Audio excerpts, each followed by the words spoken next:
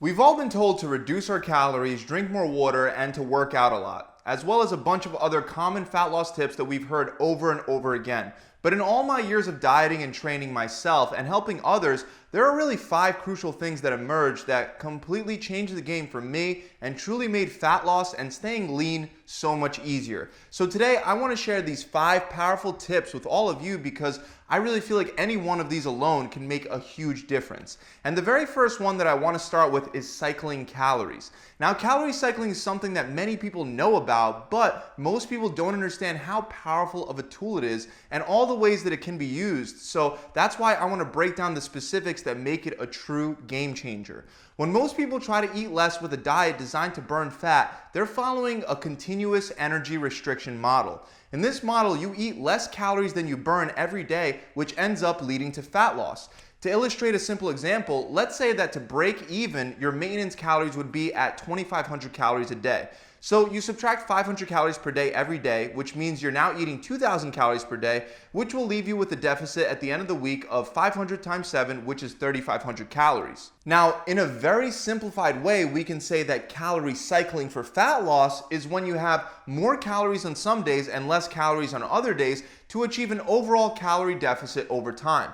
So for example, if you had 1,500 calories every other day, 4 days a week, and then on the other 3 days of the week, you had 2,650 calories, which is a calorie surplus of 150 calories on those 3 days, you would still wind up burning 3,550 calories at the end of the week, which is the same as being in a calorie deficit every single day. Once you understand this concept, you can use calorie cycling in a million different ways to truly make your diet more enjoyable, convenient, and sustainable. When you're required to eat in a calorie deficit every single day, even with a small deficit, it begins to feel like you're perpetually dieting, like you never really get to your destination. Even if you are burning fat, you never get to the point where you're there and you could let your guard down and eat without worry. And that's a big part of why in the long run, most people that were excited about their diets early on end up quitting. On the other hand, by cycling your calories, you get breaks every single week that make it feel like you're not even dieting, and you can set it up in whatever way works best with your lifestyle and preferences. For example, currently I really enjoy eating whatever I want on the weekends. So in order to be able to do that while still burning fat and staying lean, I simply reduce my calories further throughout the week by incorporating things like fasting and simply eating less food on weekdays. Ultimately, at the end of the week, it balances out and I'm allowed to eat freely without worrying about gaining fat. So one example to illustrate this is, let's say that I fast for 24 hours on Mondays, Wednesdays, and Fridays, and I eat at maintenance on Tuesdays and Thursdays. So once again, let's pretend that to maintain, I need to eat 2,500 calories. Well, based on that, every Friday by the end of the day, I've just created a 7,500 calorie deficit. Now on the weekend, I have a lot more room to eat the foods that I want to eat. So even if I ate 4,000 calories on Saturday and Sunday, I would still wind up with a 4,500 calorie deficit at the end of the week. Keep in mind, this is just one example. You do not have to fast at all when you set this up for yourself. But the point is that you have to start viewing fat loss from a wider lens. You don't have to be in a deficit every single day, which psychologically speaking is a huge benefit, especially in the long run. The same idea can be applied if one day you unintentionally pig out and eat way too much food when you were supposed to be in a deficit. Well, with a couple days of fasting, or if you don't like fasting, you could simply spend a few days in a more aggressive calorie deficit and it'll easily make up for you pigging out. The bottom line is that cycling your calories gives you a far more flexible option for burning fat. And if you want to find out how many calories you should be eating per day to burn fat, you can use my macro calculator in the link below in the description. And then you can cycle those calories so that you're able to eat the foods that you want to eat more freely on the days that you choose to do so. The next thing that totally changed the game for me was realizing that I didn't have to eat every couple hours to get lean and stay lean. Now, I already talk about this a lot on my channel, so I won't spend too much time on it, but I remember having to cook 5 meals a day plus a protein shake every single day and having to force feed myself when I didn't feel like eating, which even when you're in a calorie deficit, sometimes you're just not going to be in the mood to eat, especially when you just ate a meal 2 or 3 hours ago. In general, I found this style of dieting taking over my life. I did it for years, guys, before I switched over to eating less frequently. And the reason why it took me so long to switch over was because I was terrified that if I only ate 1 or 2 meals a day, I would lose all my muscle, I would destroy my metabolism, and soon after I would gain a ton of fat. However, there are many studies that show that meal frequency for the most part is a non-factor when it comes to burning fat and building muscle. If you want to be on the safe side for muscle building purposes, then I recommend that you just make sure that you're having at least 2 meals a day, and I promise you guys, you can achieve just as great of a physique with 2 meals a day as you can achieve with 6 meals a day. So if you want to save time cooking, if you want to eat larger, more enjoyable, filling meals, if you don't want to have to stop what you're doing to eat every couple hours, and you want to be more productive throughout the day, then eating less frequently can help you accomplish that without sacrificing results in the process. The next crucial tip is to accept hunger and to learn how to master it. Now guys, many of you believe that you should not feel hungry at any point while following a diet that's designed to burn fat. Unfortunately, hunger cannot be completely avoided if you're burning fat unless there's something wrong with you. You're going to be burning fat when you're dropping your insulin levels and taking in less calories than the amount that's needed for your body to function. This shortage of calories is the only reason why your body chooses to get those calories from your own body fat rather than from food. So of course, you're going to be receiving hunger signals because your body is letting you know, hey, we're tapping into the reserves, make sure you're eating enough calories or else we'll eventually run out. So hunger while burning fat is perfectly normal. What we don't want is to be starving. We want our diet to be full of healthy single ingredient foods that satisfy our hunger without having to eat a crazy amount of calories to do so. But at the same time, if you're never hungry and if every time you get hungry, you eat something like a trail mix bar, peanut butter, or handfuls of almonds until you're no longer hungry at all, you're probably not going to be burning all that much fat either. So to manage hunger without food, there are a couple things you can do. First of all, realize that you won't get hungrier and hungrier if you don't satisfy the hunger. In fact, the exact opposite is true. Hunger actually goes away all on its own. There are studies that show that about 2 hours after the initial spike in hunger hormones, if you simply don't eat, they'll drop right back down on their own, even if you're fasting for the entire day. Of course, you can get that spike in hunger hormones more than once throughout the day, but remember that it will go away on its own and your body will adapt to your new eating pattern over time. With that said, you do have some options to help reduce hunger throughout the day, like drinking coffee, eating a high protein, high fiber diet, and eating enough healthy sources of dietary fat.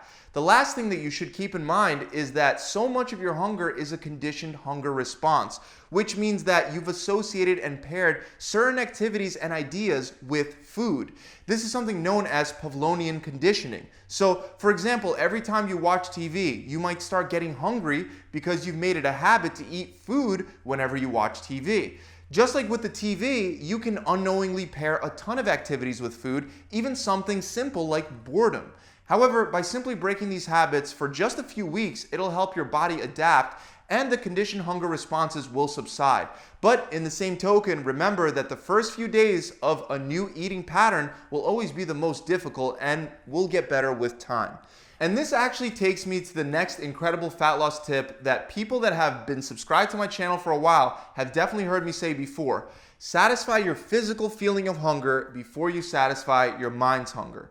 The truth is that we all want the freedom to be able to incorporate snacks and even some junk food into our diets. Cycling calories can help quite a bit with this, but there is another way to do it without putting in much effort at all. You see, when you start craving junk food like ice cream or Doritos, restricting it will only make you think about it more. It's like trying to not imagine a purple elephant. Of course it's not going to work. So instead of counting calories and instead of never allowing yourself to have ice cream again, when you get the craving for ice cream, tell yourself that you'll eat the ice cream, but only after eating an unprocessed meal that's high in protein, vegetables, fibrous carbohydrates, and healthy fats. Then you can have the ice cream. Now, this does much more than you may think. You see, when you get hungry, it's not just the physical feeling of a rumbling stomach that you have to deal with. It's also a hungry mind that you have to deal with. And your mind will be full of all the wrong suggestions like ice cream and Doritos because these snacks are so easy to quickly get to and they're so calorie dense. You can tell yourself no, but the problem is that if you always restrict yourself, it's just a matter of time before you cave and binge. So by having a wholesome, unprocessed meal with the promise of the ice cream afterwards, you'll in a way trick your mind into eating the healthy meal without having to deal with resistance. And once you're done with that meal, the physical feeling of hunger will naturally subside, which will quiet down your hungry mind significantly. You either won't want the junk food anymore because you'll already be full, or you're only going to be able to eat a very small amount of it before you are full. So if you don't want to track your calories, you don't want to give up all your favorite foods, and you still want to be burning fat in the process, you have to make sure that you're always satisfying your hungry stomach first before you satisfy your hungry mind. Finally, the last fat loss tip that helped me so much was realizing that the vast majority of my workouts needed to be based around getting stronger. This is completely counterintuitive to the average person trying to burn fat. Most people will try to incorporate as much cardio as possible when trying to burn that fat, but in reality, they should be focused on getting stronger, or at least maintaining as much strength as possible. You see, inevitably, no matter who you are, when you're burning fat, you're gonna also lose some muscle. And not only is it necessary to maintain muscle so you can look better after you cut away the fat, but muscle is also metabolically active tissue. Having more muscle also helps with improving insulin sensitivity, and that muscle uses a lot of carbohydrates during intense activities and afterwards as well during recovery. Ultimately, the muscle is what helps you get lean and stay lean when you're done. And the best way to maintain it during a cut is to focus on strength. So while cutting, you want to do your best to use the same amount of weight for the same amount of reps for your key exercises like squats, deadlifts, lunges, bench presses, overhead presses, and rows. If you can somehow use more weight or do more reps while in a calorie deficit, then that's even better. But most likely, no matter how hard you try, you will still lose some strength with a calorie deficit as the weeks go by. So your goal should be to fight as hard as you can for every last pound on that bar. Many people feel weak during a cut, so they immediately drop the amount of weight that they were lifting before starting. But instead, I want you to try your best to not drop the weight until your rep count is far too low. So an example of this would be if you were benching 200 pounds for your first set for an average of 8 to 10 reps. Try to stick to that weight over the course of the weeks that you cut until you can't rep out 5 reps. Then, and only then, drop the weight.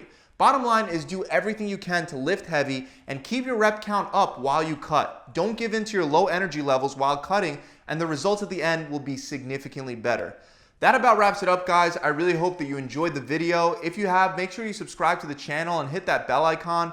And remember that to lose weight and body fat, like I said in the very beginning, you will definitely have to be eating the right things, especially if you want to see faster results. So if you're serious about hitting your goals and you want to take part in one of my programs where on average my clients are losing anywhere from 20 pounds or 5% of their body fat in just 42 days, then visit my website. With our program, you'll get a 42-day workout plan that comes with an in-gym and an at-home version included. It also comes with a full video exercise library, a diet plan based on your body, a recipe book, and you'll get an accountability coach to guide you through the whole process. To apply for one of these challenges, you can click the link below, or you can just visit my website directly at gravitytransformation.com. I'll see you guys soon.